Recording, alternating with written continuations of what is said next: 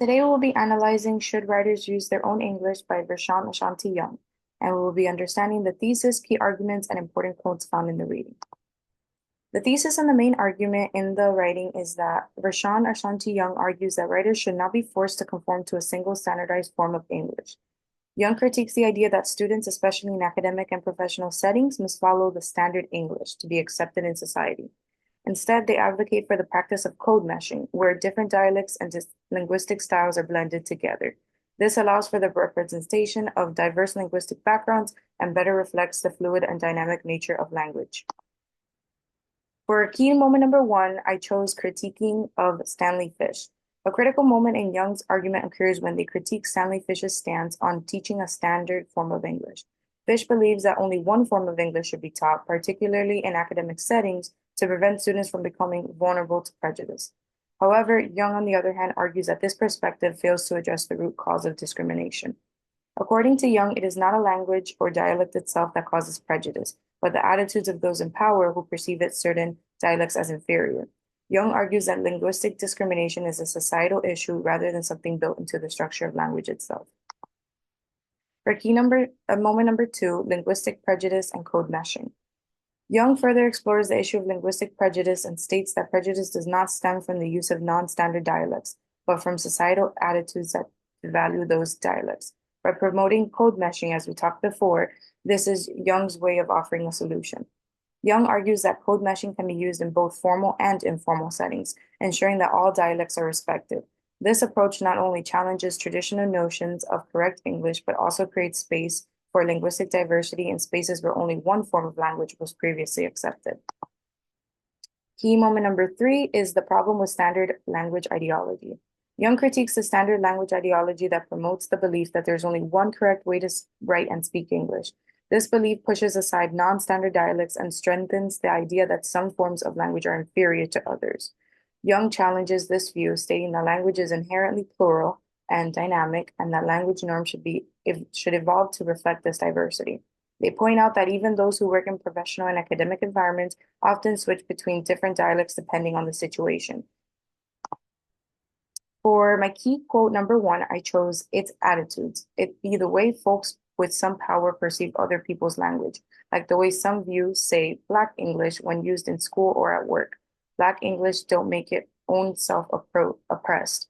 It be negative views about other people using their own language, like what Fish expressed in his new NYT blog that make it so." For this quote, I feel that it emphasizes Young's central argument that prejudice arises from societal attitudes, not the language itself. He emphasizes that Black English or any non-standard dialect is not inherently inferior or oppressed. It is the negative perceptions of those in power that perpetuate these ideas. For key quote number two, I chose Fishbone say that we should have students to translate the way they talk into standard English on a chalkboard.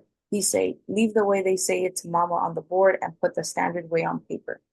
I chose this quote because of the repetition of Fishbone's say throughout this part of the writing and the informal conversational tone throughout the quote. The phrase, leave the way they say it to mama on the board, is a playful way of illustrating the divide between what people naturally speak and what they're expected to write in academic or professional settings.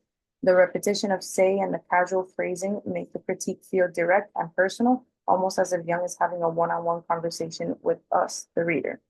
The rhetorical effect here is to emphasize the disconnect between people's everyday language and the rigid standard expectations that are being imposed, making the argument feel relatable and easy to understand.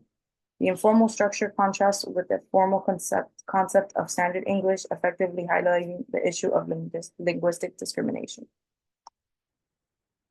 Rhetorical features in the text. Young's writing is marked by several rhetorical features that help strengthen the argument.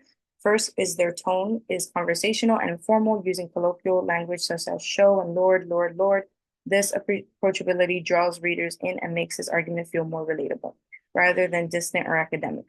Furthermore, Young strategically uses words choices that appeal to readers' emotions and sense of justice. For example, these can be like terms of oppression and hegemonic, are powerful words that evoke a sense of injustice and encourages readers to think critically about language power dynamics. Lastly, the use of code meshing challenges traditional language norms and presents a clear alternative to linguistic discrimination. In conclusion, Vershawn Ashanti Young advocates for the acceptance of linguistic diversity and challenges the dominance of standardized English. By promoting code meshing, Young encourages the blending of dialects in both formal and informal settings, making space for varied linguistic backgrounds. They argue that the real issue lies in societal attitudes towards language rather than the dialects themselves. Young's message is clear: language is dynamic, plural, and should be respected in all forms. This perspective offers a way to combat linguistic prejudice and promotes inclusivity in academic and professional environments.